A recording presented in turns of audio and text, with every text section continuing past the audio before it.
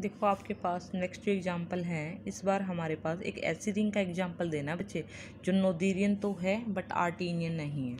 तो मैंने उठा लिया जो रिंग है, रिंग ऑफ इंटीजर्स उठा लिया। अब देखो आपको पता है जो रिंग ऑफ इंटीजर्स होता है, मैंने बहुत बार बताया है, वो पीआईडी होता है। पीआईडी का मतलब क्या है, वो रिंग जिसका हर एक आइडियल क्या हो, सिंगल एलिमेंट से जनरेटेड हो, वो पीआईडी होती है।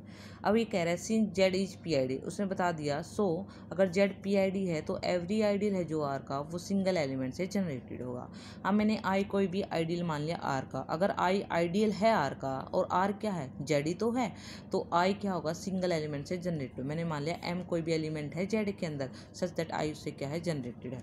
और फिर से वही बात आ गई जैसे मैंने पहले थोड़ा में बताया था, अगर एक्स से जनरेट है तो एक्स इंटू में रिंग का मेंबर आता है, रिंग इस बार क्या है, जेड, तो और एलिमेंट किससे जनरेट हो रहा है, एम से, तो आई के अंदर क्या होगा, एम इंटू जेड टाइप के एलिमेंट होंगे। अब देखो विच इम्प्लाई, रिंग कैसी है हमारे पास, जेड है और जेड पीआईडी है।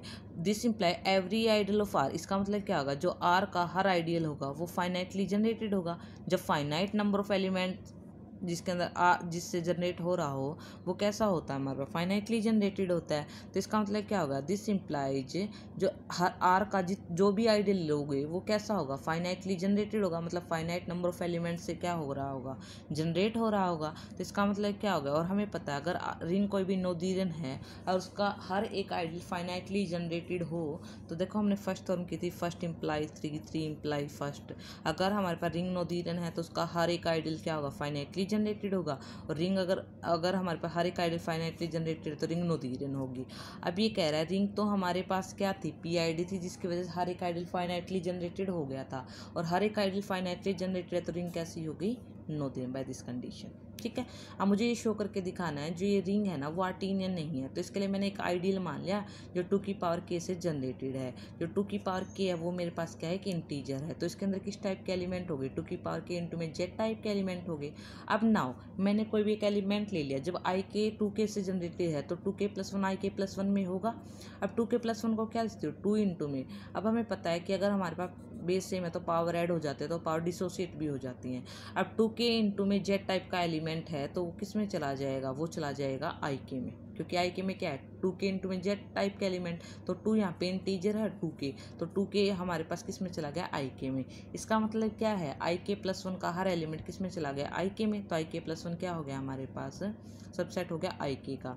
नाउ अब हम देखते हैं क्या आई के भी आई के प्लस वन में जा रहा है, तो मैंने 2k आई के का ले लिया। इफ़ अब मैंने मान लिया कि 2k अगर आई के प्लस वन में जाता है तो 2k किस टाइप का एलिमेंट होगा, क्योंकि 2k प्लस वन किससे जनरेट होगा, 2k प्लस वन से।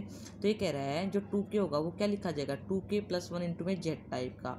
अब देखो 2k इक्वल टू में 2k प्लस वन को क्या लिखते हैं, 2k इंटू में 2 इंटू में जेड, इससे ये कट गया तो 1 इक्वल टू में 2 जेड आ गया, और जेड किसके इक्वल आ गया, 1/2k। ठीक है, तो ये कह रहा है कि 1/2k आ गया, लेकिन ये जो जेड था वो क्या था, वो इंटीजर के सेट में से था, और इस जेड को आपने क्या दिखा दिया, एक फ्रैक्शन दिखा दिया। क्या फ्रैक्शनल नंबर कभी इंटीजर के सेट में आता है, ये तो हमारे पास अगर ऐसे समझ नहीं आ रहा तो इसको स्मॉल जेड ले लो। ठीक है, स्मॉल जेड टाइप कहेंगे जहाँ पे स्मॉल जेड किसका है, कैपिटल जेड का मेंबर है। तो ये क्या हो गया, जो स्मॉल जेड था वो 1/2 आ गया, जो कैपिटल जेड में चला गया। ऐसा तो पॉसिबल ही नहीं है क्योंकि 1/2 तो जेड में होता ही नहीं है। इसका मतलब जो 2k आपने आई के में से लिया ना, आई के प्लस वन में जो लिया था वो उसके अंदर नहीं जा रहा, यानी कि आई के का जो एक एलिमेंट है वो मुझे ऐसा मिल गया जो आई के में तो है लेकिन आई के प्लस वन में नहीं है। इसका मतलब जो आई के प्लस वन है वो मेरे पास क्या है, सबसेट तो है आई के का, लेकिन यहाँ पे हमें ये नहीं पता चला था क्या पता वो इक्वल भी हो। लेकिन यहाँ से हमें ये पता चल गया जो आई के प्लस वन है वो हमारे पास क्या है, सबसेट है लेकिन इक्वल नहीं है। ठीक है, तो यहाँ से बचे अब यानी कि आई के प्लस वन क्या हो गया आपके पास, सबसेट हो गया आई के का। अब के को 0 रखो तो आई 0 में आई 1, फिर 1 रखो आई 1 में आई 2, 2 रखो 2 में 3। इस तरह ये जो चेन है वो कभी हमारे पास कभी भी जो आइडल हैं वो कभी भी इक्वल ही नहीं होंगे, कभी भी नहीं होंगे, क्योंकि ये सारे क्या हैं, प्रॉपरली जो चेन है और ये इनफाइनाइट टर्म तक जा रही है, कभी भी ये इक्वल आएंगे नहीं।